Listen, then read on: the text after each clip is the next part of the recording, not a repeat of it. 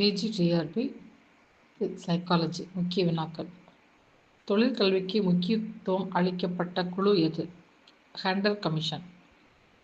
திறந்த நிலை பள்ளி சென்னையில் எப்போது தோற்றுவிக்கப்பட்டது? 1985. திறந்தவெளி பள்ளி முதலில் எந்த நகரத்தில் தோற்றுவிக்கப்பட்டது?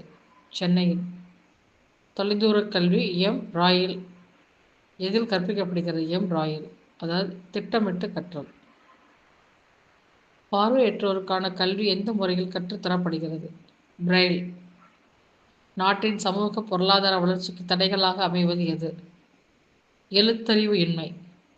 நாட்டு நல பணித்திட்டம் எந்த ஆண்டு ஆரம்பிக்கப்பட்டது? 1949. குழந்தைகள் உரிமை பிரகடனத்தில் கையெழுத்திட்ட நாடு எது? இந்தியா.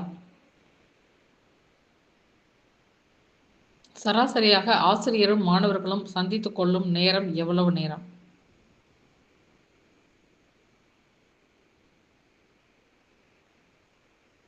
7 மணி நேரம். ஒரு ஆண்டில் ஆசிரியரும் மாணவர்களும் சந்தித்துக் கொள்ளும் நேரம் எவ்வளவு? 1000 மணி நேரம். கற்றல் பாணியை வைத்து மாணவர்களை எத்தனை வகைகளாக பிரிக்கலாம்? 4 வகைகளாக. கற்றலுக்கு ஏற்ற ஆயுத நிலையை சீர்குலைப்பது எவை? பசி, கவலை, சிக்கல். கற்றலை தீர்மானிக்கும் காரணி எது? மகிழ்ச்சியான வகுப்பறை சூழல்.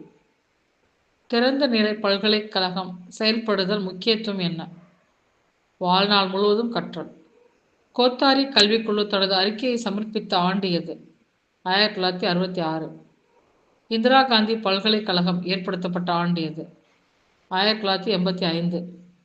இந்தியாவில் முதல் கல்வி அமைச்சர் யார்? அபுல் கலாம் ஆசாத். இந்திய அரசியலமைப்பு எந்த கல்வியை பரிந்துரை செய்கிறது? சமய சார்பற்ற கல்வி.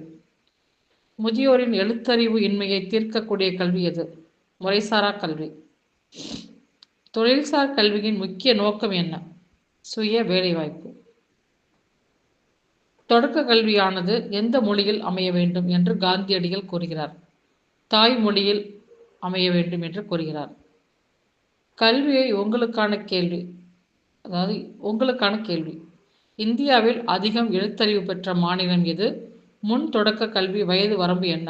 இந்த 2 கேள்விகளுக்கும் உரிய பதில்களை கமெண்ட் பாக்ஸில் சொல்லுங்க. இந்த காணொளிகளை உங்களது உறவினர்களுக்கும் நண்பர்களுக்கும் ஷேர் பண்ணுங்க. மறந்து விடாமல் லைக் பண்ணுங்க, சப்ஸ்கிரைப் பண்ணுங்க.